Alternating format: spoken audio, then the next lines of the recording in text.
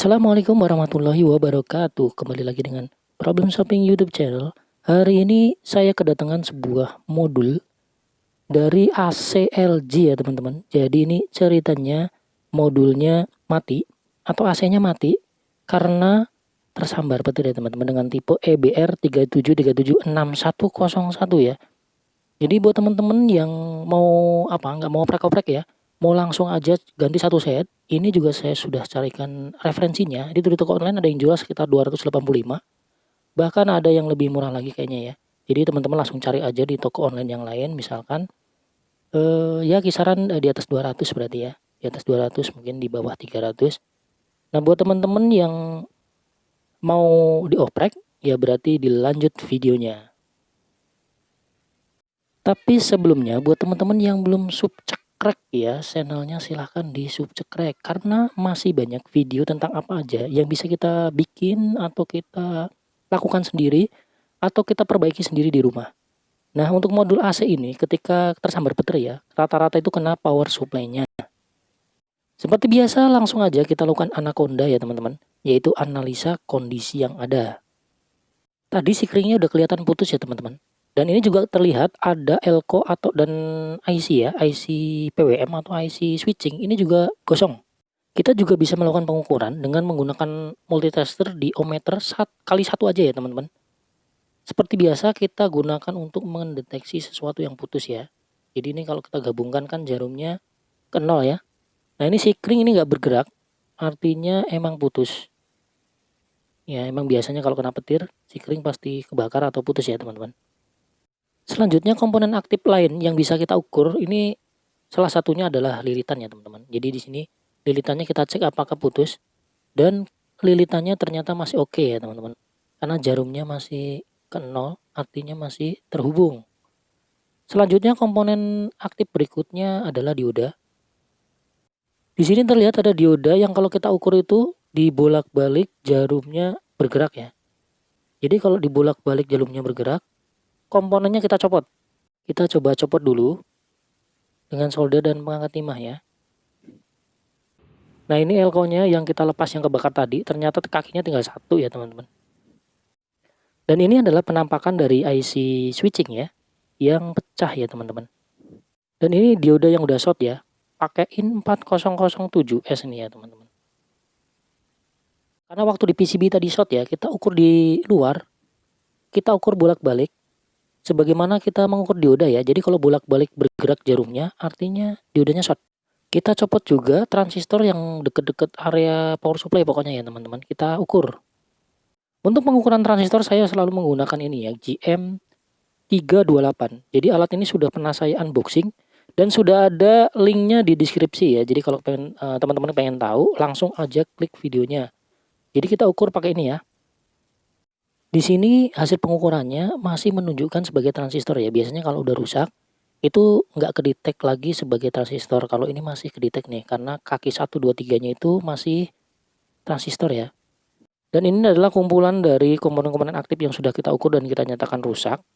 Dan sebenarnya masih ada beberapa komponen yang agak susah untuk diukur. Artinya ya kita harus gambling dulu, kita ganti dulu ini. Jadi kendalanya adalah ini nyarinya kalau di toko-toko biasa elektronik kayaknya susah. Kalau kita beli di online, ini pun sepertinya tidak bisa di satu toko. Nah, untuk itu ide saya akan coba ganti aja power supply yang ada di sini dengan power supply yang ada di adaptor ya. Kita akan coba mudah-mudahan bisa. Kita akan coba dulu kita suntikkan adaptor 12 volt ya teman-teman. Jadi untuk AC terus kulkas LG yang inverter itu ya. Dan saya juga udah pernah melakukan hal yang sama dari sebuah kulkas LG ya yang tersambar petir.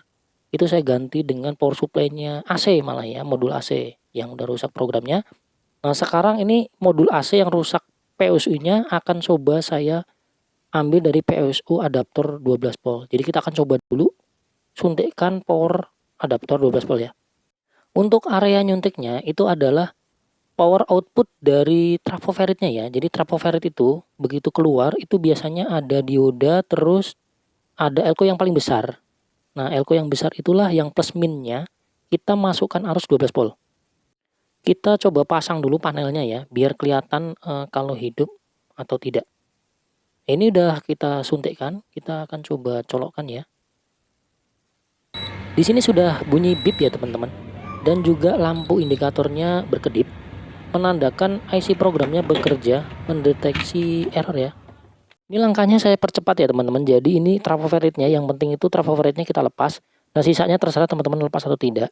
Jadi hal ini udah pernah saya lakukan di kulkas LG yang tersambar petir ya. Jadi buat teman-teman yang kulkasnya tersambar petir, bisa langsung aja cek videonya di link deskripsi, tinggal diklik.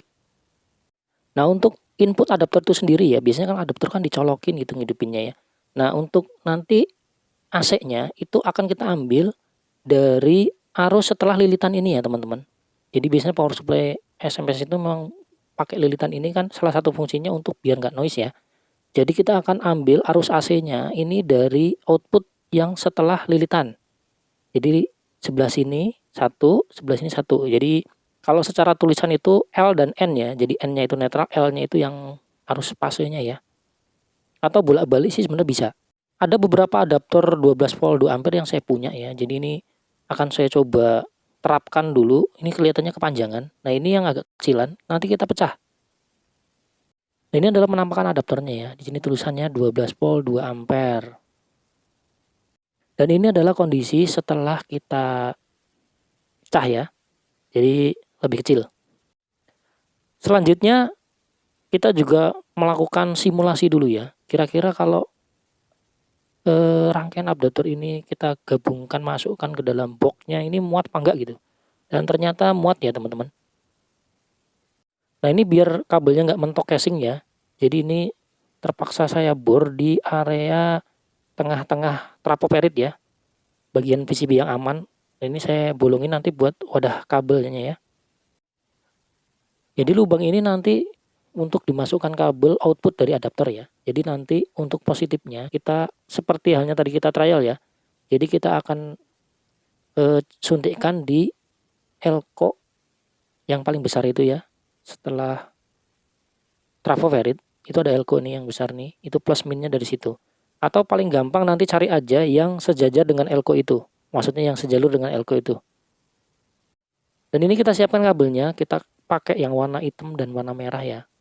Seperti biasa ya, kalau mau nyolder kabel ke PCB, itu kabelnya disolder dulu pakai timah sampai dia ada yang menempel ya. Nah untuk kabel yang jalur negatifnya ini sudah disolder ya. Tinggal jalur yang positifnya. Dan untuk memastikan kita coba melakukan pengukuran ya teman-teman. Untuk kabel yang hitamnya, yang negatif, apakah sudah nyambung ke elko yang negatif. Begitu juga yang kabel yang positif atau yang merah ya. Kita coba ukur apakah sudah nyambung dengan elko yang positif. Nah ternyata sudah dan siap dipasang ke adaptor. Kabel outputnya sudah kita pasang, tinggal kabel input ke adaptornya kita pasang sesuai planning yang awal tadi ya. Jadi kita siapkan juga kabelnya. Nah biar pakemnya sesuai ya, jadi yang hitam ini kita masukkan ke AC yang tulisannya L ya.